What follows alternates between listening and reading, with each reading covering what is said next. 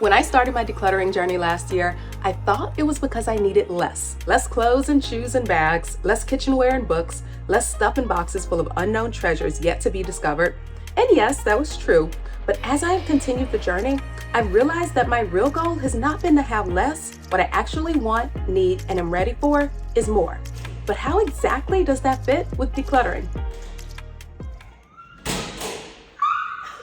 Welcome back, my friends, or welcome if you're new here. My name is Christy, and I make content centered around realizing no matter where we are in life, no matter our age, we are just on time to live the life of our dreams. And I say that because it has taken me years to finally start living my dream life. My hubby Ken and I recently just moved into our dream location that we have been wanting for so long. And so I am going to show you this whole moving process while we talk about decluttering to have more. Knowing this move was coming was in many ways the push that my mind needed to start decluttering, because this move represented finally closing a chapter in my life where I had a lot of less and opening a chapter where I was fully embracing the more that at many points I was too scared to have. To understand this, let me give you a little backstory. I've always liked really nice things, but for much of my adult life, I have often opted for what was good, but what was most practical, most affordable, and less of what I actually wanted. What else can we put in here? Let's be honest about what we're wearing tomorrow and Thursday and call it a day. Being responsible and practical was in many ways my whole identity. Only purchase the clothes that I would get more wear out of. Only use a couple of sprays of my expensive perfume, and only sometimes.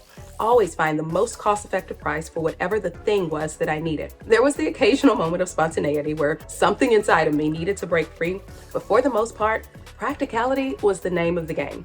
Now here's the thing. It is not bad to be practical. In fact, being frugal and cautious has many great qualities and have saved me from a lot of bad decisions. But as with anything, taken to the extreme, it can have negative effects. Practical was safe, and for the longest time, I desperately needed safe because safe felt like my lifeboat. But the type of safe that I often chose was rooted in fear. Morning. It's move day, so we're about to go get the keys to our new place. We can get them like super early, so we're gonna go and do that. We also have prayer this morning, but everything's packed up. We have to take down the bed, but for the most part, it is ready to go. So excited. It still looks crazy, but these are all the things.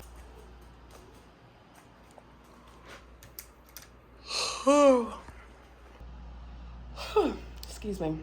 I had mirrors on here and they don't fit in the new space, and my whole heart was broken. Like, I really wanted my mirrors. Yeah, so if you thought I'm not still completely attached to stuff, I was. I probably shed a couple of tears over some mirrors that I just really liked them. I envisioned in my head how they would go, but it was time to let them go, so that's what we did, and on to other things that actually do fit what we need. Alrighty, we are on the way to get our keys. If you're new here, my parents passed when I was in my 20s, and immediately my world was turned upside down. Trying to figure out my own life with two younger siblings still in school, the weight of responsibility fell on me.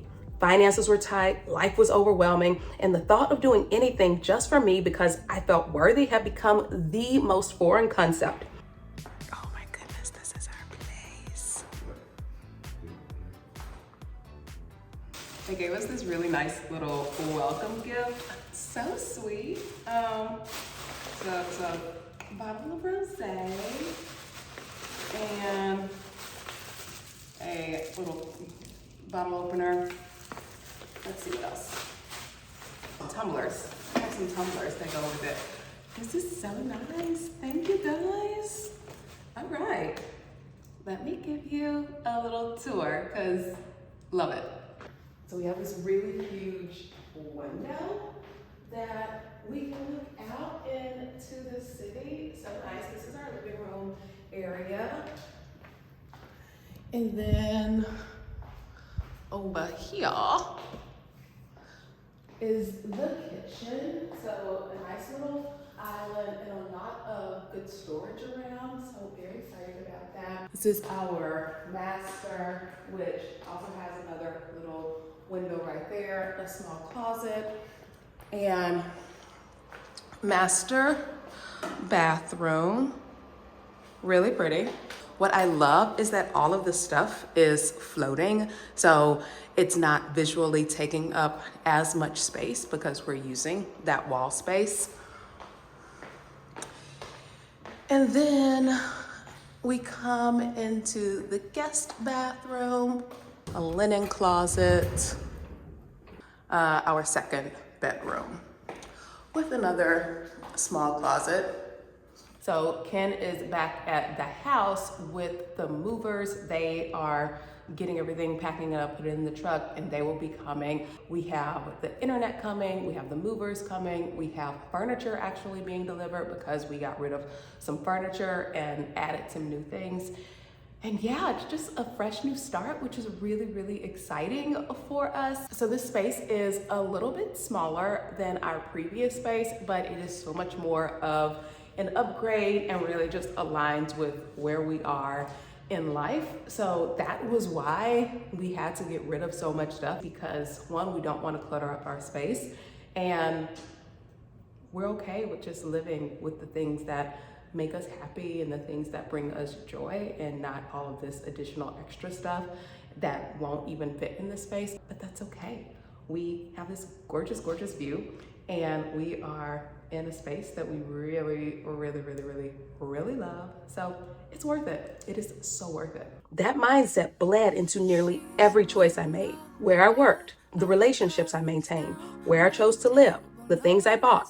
Many times all just a little bit, or actually a lot of bit, less than what I actually wanted.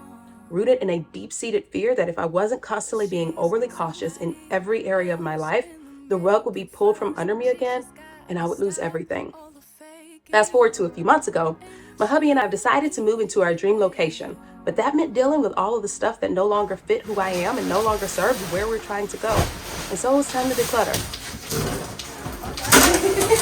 Yeah.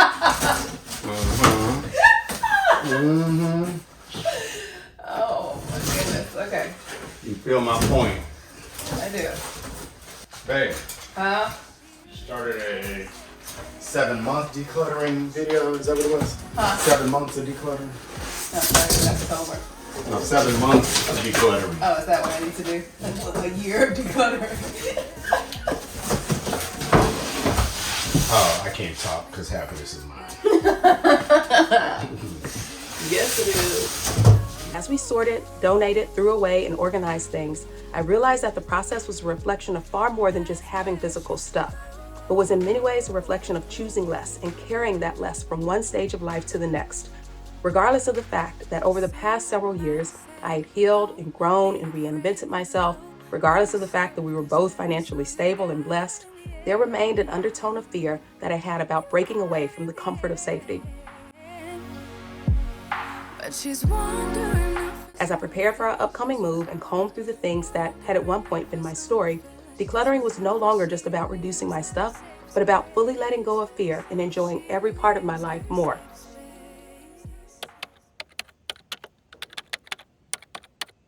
Hey guys, so I just finished a workout. Actually, it was a walk, and it was my first in like 4 days. So today is Monday. We moved on Thursday, and nothing happened Thursday, Friday, Saturday, Sunday because of moving. Nothing happened in the way of working out. And so it just felt so good to like be in the gym and be walking and just be moving my body. It is now 9 o'clock. I have a lot of things to do, but we're gonna make it happen. And yeah, that's just that. Enjoying more isn't about having more stuff or spending more money. It isn't even about throwing everything away and starting from scratch. Enjoying more is about curating a life built entirely of the things and people and mindsets you find most valuable. When looking at my physical stuff, it hit me that for years I had been in the position to buy nice things and enjoy every nice thing I own, but I chose to accumulate and hold on to a lot of the less out of fear. I chose to save my nice things for a special day because for whatever reason, today wasn't special enough. Did it actually make sense to only get one of the higher quality item if I could get two, albeit of slightly lesser quality, but for the same price? If I bought the patterned shirt over the solid, how often could I actually be able to wear it? If I use my fancy moisturizer every day, wouldn't I run out of it more quickly?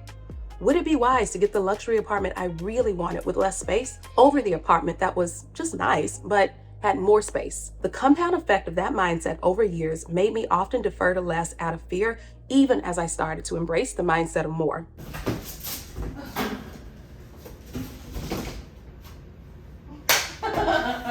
Maybe those scissors over there.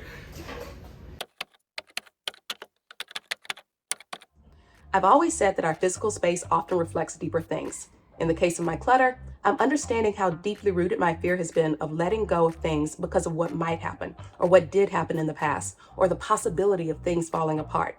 A fear that held me back for years and stopped me from experiencing the more that I actually wanted. Through intentional decluttering, I wasn't just cleaning out every closet, throwing away old clothes, and searching through every box.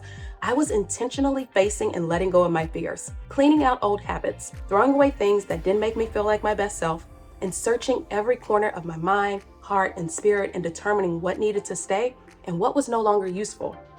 And the thing is, I don't think I'm alone. So often we clinch tightly to things and people and ideas and habits out of fear.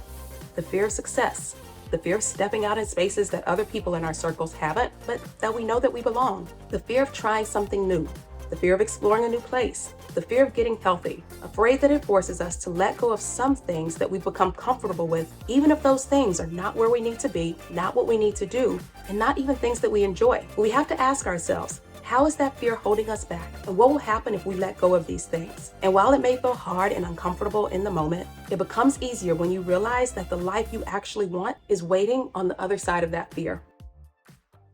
So yeah, now it's time to fully close the chapter on decisions made out of fear and enjoy this new chapter characterized by wholeness, courage, and enjoying all of the more that God has for me. As you can see, we're still getting settled in our new space.